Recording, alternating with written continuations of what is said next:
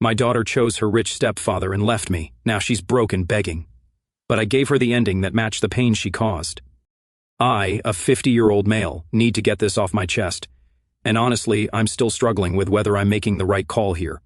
This whole mess started about 12 years ago when I split with my ex-wife, Nicole, a 48-year-old female.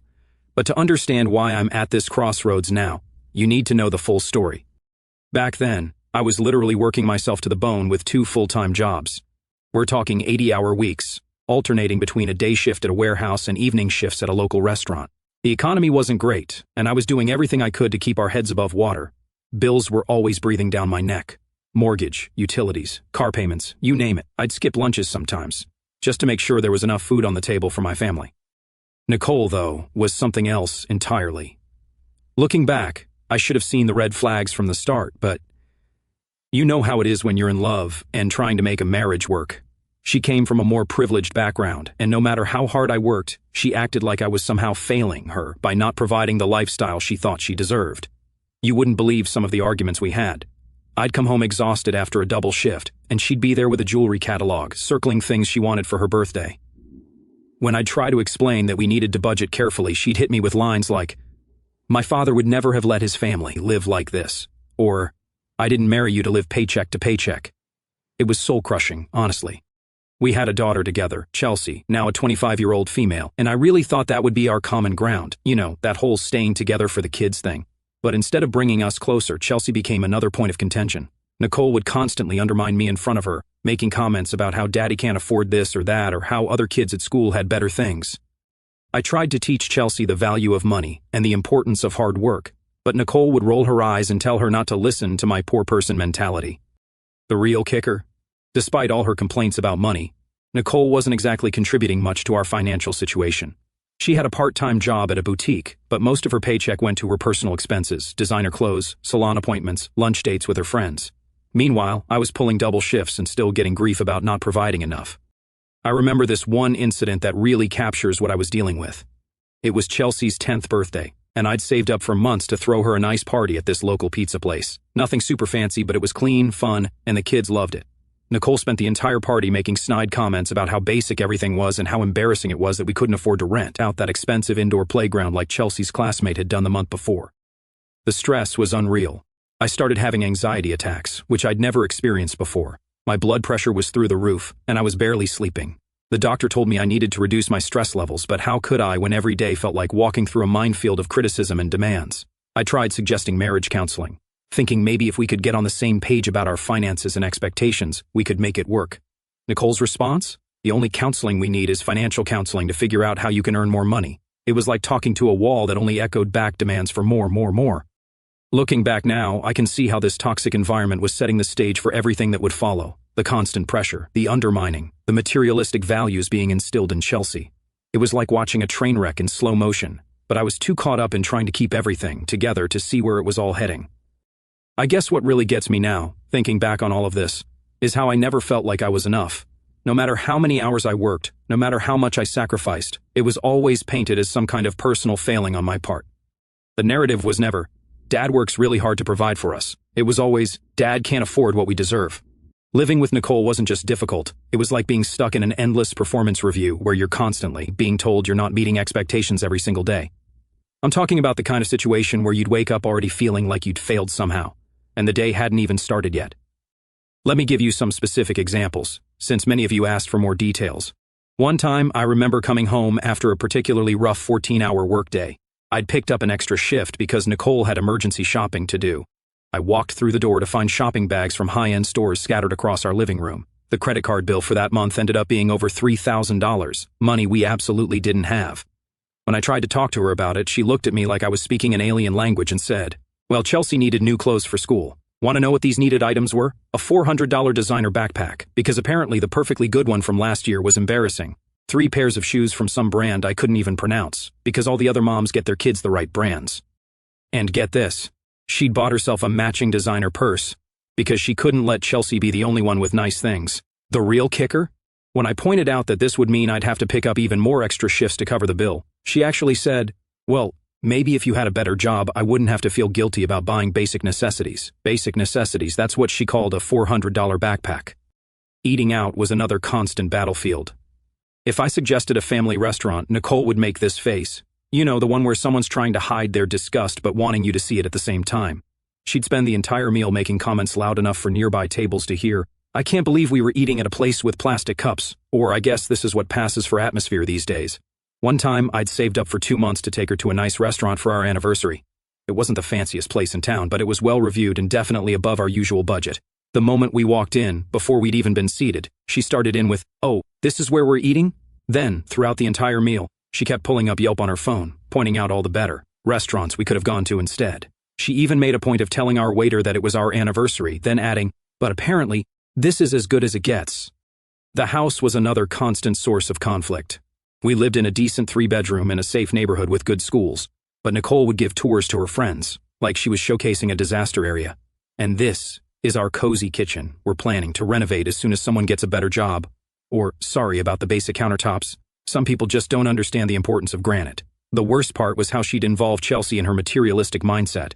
She'd take Chelsea window shopping at expensive stores, pointing out all the things Daddy can't afford to buy us. She'd encourage Chelsea to make wish lists of ridiculously expensive items, then act sympathetic when I had to explain we couldn't afford them. "I know, sweetie," she'd say. "I grew up having nice things too. Some people just don't understand our standards." Even basic household decisions became exercises in humiliation. When our washing machine broke down, I researched and found a reliable mid-range model that got good reviews. Nicole turned it into a 3-week drama, refusing to settle for anything less than some premium brand that cost 3 times as much. We ended up having to do laundry at her mother's house, who of course had the expensive brand, while Nicole told everyone who would listen about how I was forcing her to live without proper appliances. The constant comparisons to other families were exhausting. Every time one of Chelsea's classmates got something new, a phone, a laptop, a vacation, it became evidence of my failure as a provider. Nicole would casually drop into conversation how all the other dads managed to afford these things.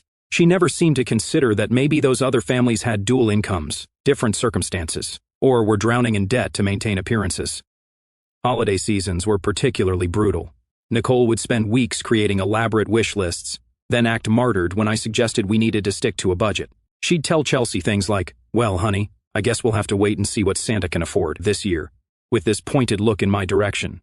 One Christmas, she actually returned the thoughtful gifts I'd carefully chosen and saved for, declaring them not up to standard, and used the money to buy one expensive item instead. The thing that really gets me looking back is how she managed to make everything about status and appearance. Even family game nights or movies at home weren't immune. She'd spend the whole time on her phone, showing Chelsea pictures of what real families were doing with their evenings. The transformation in my daughter still haunts me.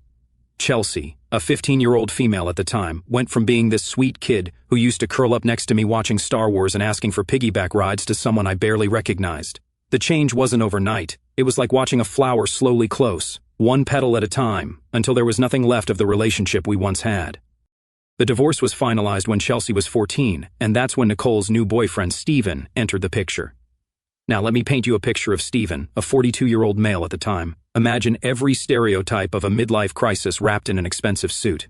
The guy drove a bright red Ferrari, wore watches that cost more than my annual salary, and seemed to think throwing money around was a personality trait. I tried to keep things stable on my end. I had a modest 2-bedroom apartment in a decent area close to Chelsea's school. Every other weekend I'd plan activities I thought she'd enjoy. Movie marathons, trips to the science museum she used to love, space, cooking her favorite meals together. But increasingly, these weekends became torture sessions of comparison. "Dad, why can't we go to Paris like Mom and Steven?" she'd ask, not even looking up from her phone during the movie I'd specially picked for our night together. "This apartment is so basic. Steven's house has a pool and a home theater." Every sentence started with comparisons to Steven's lifestyle and ended with implications of my inadequacy. The real gut punch came during what I thought would be a special father-daughter day. I'd saved up for months to take her to this Broadway show she'd been talking about. The tickets weren't front row. I couldn't afford that, but they were decent seats. I was so excited to surprise her. Know what she did? She looked at the tickets and said, "Oh, we're sitting in the mezzanine. Steven always gets box seats." Then she spent the entire show texting and making it clear how bored she was. Her 16th birthday was another nightmare. I'd saved up to buy her this really nice camera. She used to love photography and had even won a school competition the year before. When she opened it, she just stared at it like I'd handed her a brick. "Mom and Steven are getting me a car," she announced. A real present. The camera ended up in her closet, never used. Later, I found out she'd tried to sell it online.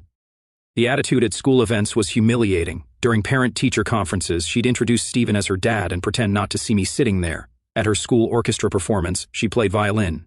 She made sure I sat in the back while Stephen and Nicole got the prime seats she'd reserved. When I tried to give her flowers after the show, she literally turned her back on me and posed for photos with them instead. Every interaction became a transaction.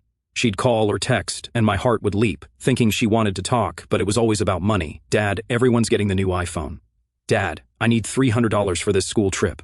Dad, my friends are all going to this concert. When I couldn't afford these things, she'd hit me with guilt trips that felt scripted by Nicole. I guess I'm just not worth investing in, or, why can't you be successful like Stephen? The entitlement reached new heights when she started driving. Stephen had bought her a brand new BMW for her 16th birthday. I couldn't afford to match that, but I tried to contribute by offering to pay for her gas. Instead of appreciation, I got complaints about how embarrassing it was to have to use regular gas instead of premium. She actually said, Stephen says premium gas is what successful people use. I guess you wouldn't understand that. The worst part was watching her internalize Nicole and Stephen's materialistic values. She started treating her old friends differently based on their parents' income levels. This sweet girl who used to share her lunch with kids who forgot theirs was now making fun of classmates for wearing non-designer clothes. She'd come to my place for dinner and take photos of the food to send to her mom, adding sneering comments about how basic everything was. I tried everything to maintain our relationship. I went to therapy to learn better ways to communicate with teens. I picked up extra work to try to give her some of the things she wanted.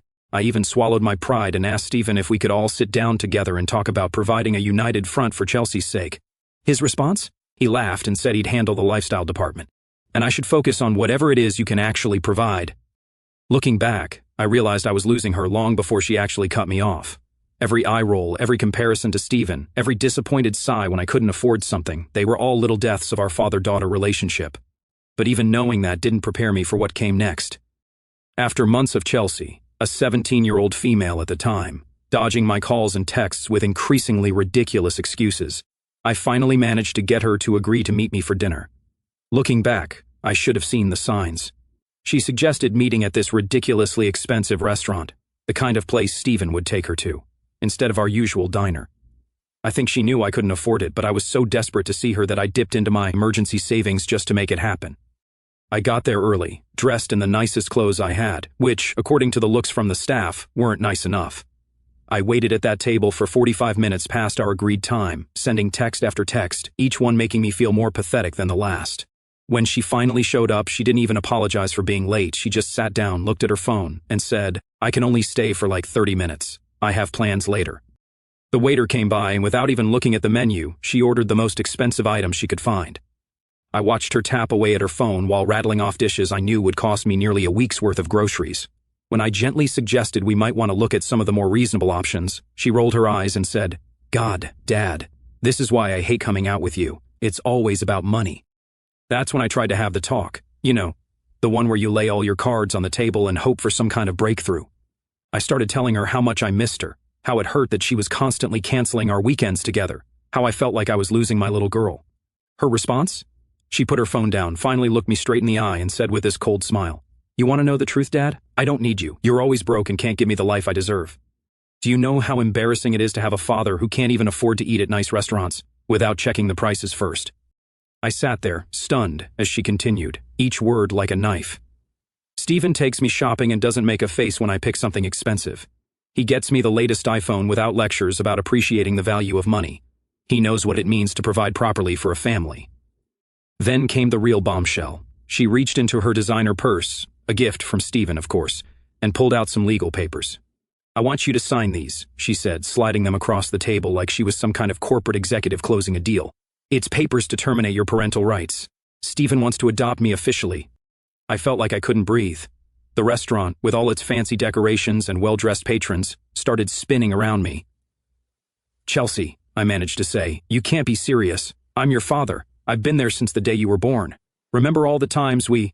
She cut me off with this laugh that didn't sound anything like my daughter. If you're not going to keep up with my lifestyle, then what's the point of having you as my dad? Stephen can provide everything you can't. Plus, it's not like you've been much of a father anyway. When was the last time you took me on a real vacation or bought me something without complaining about the price? I must have sat there for what felt like hours just staring at those papers. They were already filled out, just waiting for my signature. The methodical nature of it all, how she'd planned this ambush, chosen this expensive restaurant knowing I'd be out of my element, prepared this speech. It broke something in me. Chelsea, I tried one more time, money isn't everything. I love you, I've always loved you. I've worked multiple jobs, missed sleep, skipped meals, done everything I could to provide for you. Maybe it wasn't enough for your standards, but it was everything I had to give. She stood up, grabbing her purse. Love doesn't pay for designer clothes or luxury vacations, Dad. I need a father who can keep up with the lifestyle I deserve. Steven can do that. You can't. It's that simple. Then, as if twisting the knife wasn't enough, she added, "Oh, and you can take care of the bill, right? Since this is probably the last dinner we'll have together, you wouldn't want to end it by being cheap." She walked out, leaving me sitting there with an expensive meal I hadn't even touched, and a stack of papers that essentially asked me to erase myself from my daughter's life. The waiter came by with a check, and I handed over my credit card, knowing it would be declined. I had to call my brother to help pay for the meal, one final humiliation. I didn't sign those papers that night, but something else was signed and sealed. The death certificate of my relationship with my daughter. I sat in my car in that fancy restaurant's parking lot until 3 o'clock in the morning crying, like I hadn't cried since I was a child. That conversation with Chelsea broke something fundamental in me. You know those movies where someone gets hit and you can actually hear the bones cracking? That's what it felt like, except the breaking was happening somewhere inside my chest, somewhere doctors can't reach with their instruments. The first week after, I couldn't even get out of bed. I called in sick to both jobs, using up what little PTO I had saved. My phone kept buzzing with texts from Nicole, not because she cared, but because Chelsea had told her about the restaurant incident and she wanted to discuss my selfishness in refusing to do what's best for our daughter. Each message was like another shovel of dirt on the grave of my former life. I started making mistakes at work, basic stuff that I'd never messed up before. At the warehouse, I kept misplacing orders. At the restaurant, I'd forget customers' orders or bring the wrong dishes. My managers were patient at first. I'd been reliable for years, but after the third time I nearly caused an accident with the forklift, they had to let me go. The restaurant followed suit a week later when I had a breakdown in the middle of a shift, sobbing over a plate of spaghetti, because it was Chelsea's favorite dish I used to make for her. The job losses started a domino effect. Without income, I couldn't make rent. My landlord was understanding at first, but kindness has its limits when bills need to be paid. I had 2 weeks to clear out of my apartment, the same apartment where Chelsea's height marks were still penciled on the doorframe, where her old art projects were still stuck to the fridge with alphabet magnets. Here's the part I haven't told anyone until now. Not even my therapist knows the full extent of it. For 3 months, I was homeless. Not the kind of homeless where you're couch surfing at friends' places. I mean properly, genuinely homeless. I'd spend nights on subway platforms because they were warmer than the streets. During the day, I'd wander around the city, using the last of my phone data to apply for jobs while sitting in fast food restaurants, nursing a single coffee for hours just to stay somewhere warm. The worst part wasn't the physical discomfort, it was the shame. I'd duck into public bathrooms to wash up, wearing the same clothes for days because I couldn't afford laundry. I'd avoid eye contact with everyone, terrified I'd run into someone who knew me, someone who might tell Chelsea or Nicole about what had become of me. The irony wasn't lost on me. I'd finally become exactly what they'd always accused me of being, a failure. I hit my absolute lowest point one night when I was sitting in a 24-hour diner counting change to see if I could afford a cup of soup. The TV was playing some entertainment news show and there was Chelsea, my Chelsea, at some charity gala with Nicole and Steven. She was wearing a dress that probably cost more than I made in a month when I was working, talking about their recent family vacation to the Maldives. The interviewer asked about her family, and she gushed about how amazing her dad was. She meant Steven, of course. I wasn't even a footnote in her story anymore. That night, I found myself standing on a bridge, looking down at the water below. I'm not proud of where my mind went, but I need to be honest about how dark things got. What stopped me wasn't hope or courage. It was a random stranger who happened to be walking by. He was a maintenance worker heading home from his night shift. He took one look at me and just knew. Instead of calling the police or trying to talk me down with platitudes, he just stood there and shared his sandwich with me. We didn't even talk much, but that simple act of human kindness saved my life that night. The next morning, I swallowed what was left of my pride and called my younger brother. He lived in another state and we hadn't been close since I married Nicole. She'd always looked down on his blue-collar lifestyle. He didn't hesitate, he just said, "I'm coming to get you," and drove 6 hours to pick me up. My brother let me crash in his basement, but more importantly, he helped me find a therapist who worked on a sliding scale. Those first few sessions, I couldn't even speak, I just sat there and cried. The therapist suggested I start journaling, which felt stupid at first, but it helped me start processing everything. I also started going to the gym with my brother, not because I cared about getting in shape, but because it was somewhere to go, something to do that didn't involve thinking about Chelsea. There's something therapeutic about lifting weights when you're carrying that much emotional baggage. Every rep felt like lifting another piece of my old life, examining it, and choosing whether to keep it or let it go. Recovery isn't a straight line. That's probably the most important thing I learned during this period. Some days you're taking steps forward, and others, you're right back in that dark place, counting ceiling tiles in your brother's basement and wondering how your life ended up here. My brother, a 44-year-old male, was my saving grace during this time, though I didn't appreciate it enough at first. He'd wake me up every morning at 5 o'clock in the morning for the gym, even when I'd curse at him and try to pull the covers over my head. The weights don't care about your problems, he'd say, but they'll help you carry them. It became our routine. Lift, shower, job hunt, therapy, repeat. The first real victory came 3 months into living with him. I landed a job at a logistics company. Nothing fancy, just entry-level work coordinating deliveries. The pay was modest, but it was steady, and more importantly, it was something I could build on. My boss, a 52-year-old male, was this gruff but decent guy who'd been through his own divorce hell. He saw something in me and started mentoring me in the business. That's when I met Rachel, a 46-year-old female. She wasn't some romantic comedy meet-cute, she was the HR representative processing my benefits paperwork. I must have looked completely lost trying to figure out the insurance forms because she offered to help me during her lunch break. We got to talking, and it turned out she was also divorced, with 2 kids. Here's the thing about Rachel that hit me hard. She didn't try to fix me. After Nicole's constant criticism and Chelsea's materialistic demands, Rachel's simple acceptance of who I was felt almost foreign. When I told her about my past, including the homeless period, which I was deeply ashamed of, she just listened. No judgment, no advice, just genuine empathy. Our first date was nothing fancy, just coffee at this little place near work. I was nervous about suggesting it, worried it wasn't upscale enough, but Rachel just smiled and said she loved their muffins. We sat there for hours talking about everything and nothing. She told me about her kids, a 14-year-old male and a 16-year-old female, her own divorce struggles, her dreams of maybe going back to school someday. The relationship developed slowly, organically. We'd have lunch together at work, then occasional dinners. She invited me to her son's baseball games, and I helped her daughter with math homework. No pressure, no expectations, just 2 people healing together. But it wasn't all smooth sailing. I had massive trust issues and anxiety about money. The first time Rachel suggested splitting the bill on a date, I nearly had a panic attack. Years of Nicole's conditioning had me expecting judgment for not paying. Instead, Rachel just held my hand and said, "We're partners, not a balance sheet." 6 months into dating, Rachel's daughter Emma had a school dance. She needed help with her dress, and somehow, I ended up being the one helping her budget and shop for it. The moment she asked my opinion on colors, I started crying in the middle of the store. Emma just hugged me and said, "It's okay to miss her, but we're here now." That's when I realized I was part of a family again, just in a different way. Rachel and I got married last year. It was a small ceremony in her brother's backyard. Her kids stood up with us, Emma as her maid of honor, Jake as my best man, alongside my brother. We wrote our own vows, and one of the promises we made was to always be honest about our brokenness and to help each other heal. We bought a modest house together, nothing fancy, but it's ours. The kids have their rooms, we have a small garden, and there's this weird creaky step that we keep saying we'll fix but never do. It's not perfect, but it's real. Every birthday, every holiday, every minor achievement is celebrated, not with expensive gifts or fancy restaurants, but with genuine joy and presence. I still have my moments.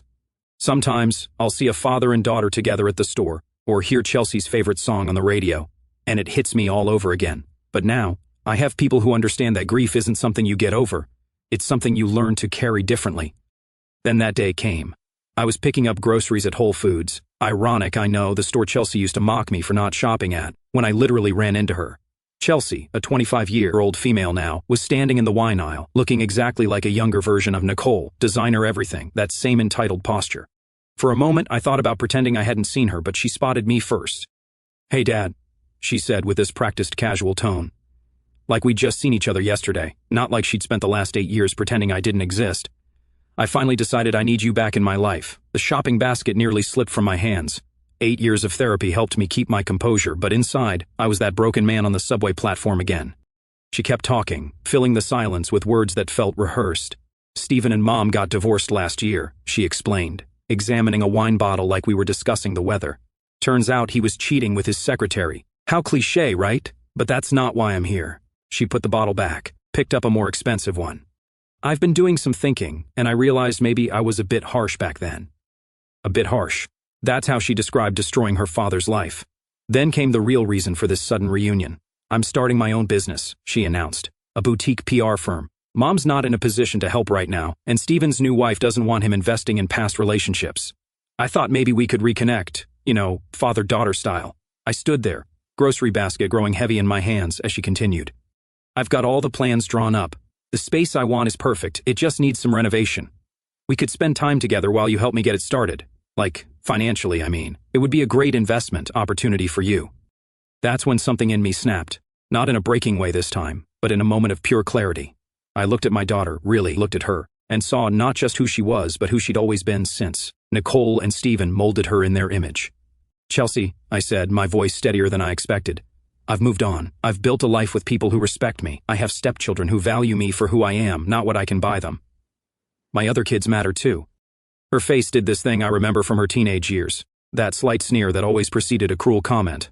What's the point of having you as dad if you can't support me like I deserve? The next day, she showed up at my mom's house. Her grandmother, whom she hadn't spoken to in 8 years.